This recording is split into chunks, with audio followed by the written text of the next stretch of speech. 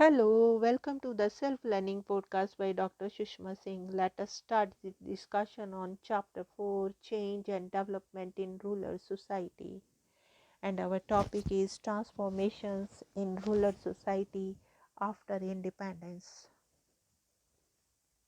Several profound transformations in the nature of social relations in rural areas took place in the post independence period, especially in those regions that underwent the Green Revolution. These included an increase in the use of agricultural labor as cultivation became more intensive, a shift from payment in kind to payment in cash, a loosening of traditional bonds and hereditary relationships between farmers or landowners and agricultural workers known as bonded laborers, and the rise of a class of free wage laborers.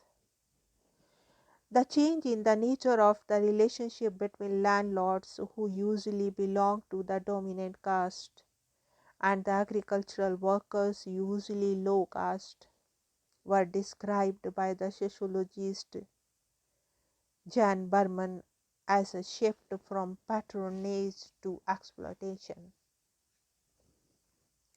Such changes took place in many areas where agriculture was becoming more commercialized, that is, where crops were being grown primarily for sale in the market.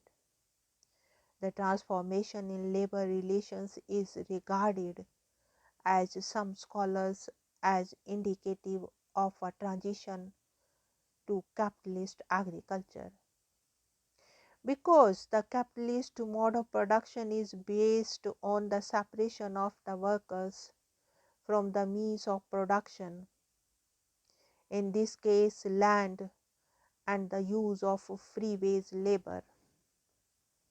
In general, it is true that the farmers in the more developed regions were becoming more oriented to the market.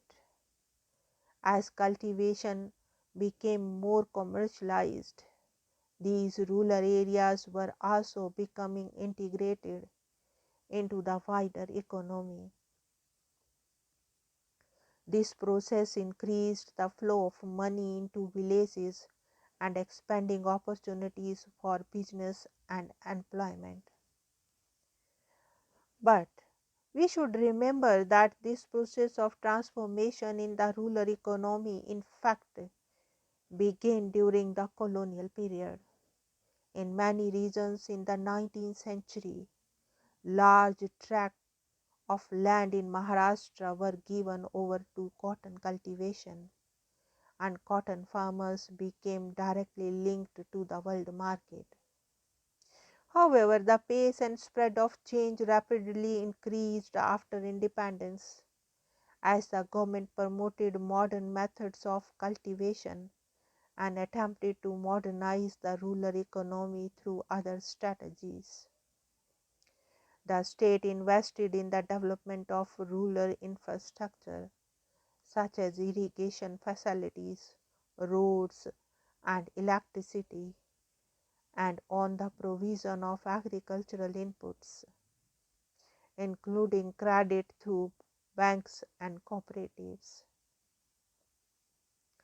The overall outcome of these efforts at the rural development was not only to transform the rural economy and agriculture, but also the agrarian structure and rural society itself. One way in which rural social structure was altered by agricultural development in 1960s and 1970s was through the enrichment of the medium and large farmers who adopted the new technologies discussed in the previous section. In several agriculturally rich regions, such as coastal Andhra Pradesh, western Uttar Pradesh, and central Gujarat, well to do farmers belonging to the dominant caste began to invest their profits from agriculture in other types of business ventures. This process of diversification gave rise to new entrepreneurial groups that moved out of rural areas and into the growing towns of these developing regions, giving rise to new regional elites that became economically as well as politically dominant. Along with this change in the class structure, the spread of higher education, especially private professional colleges in rural and semi-urban areas, allowed the new rural elites to educate their children, many of whom then joined professional or white-collar occupations or started businesses, feeding into the expansion of the urban middle classes.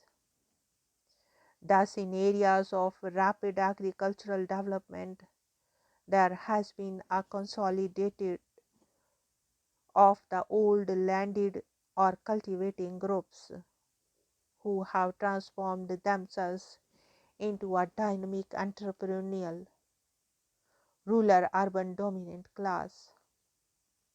But in other regions such as eastern UP and Bihar, the lack of effective land reforms, political mobilization, and redistributive measures has meant that there have been relatively new changes in the agrarian structure and hence in the life conditions of most people. In contrast, states such as Kerala have undergone a different process of development in which political mobilization, redistributive measures, and linkages to an external economy, primarily the Gulf countries, have brought about a substantial transformation of the rural countryside.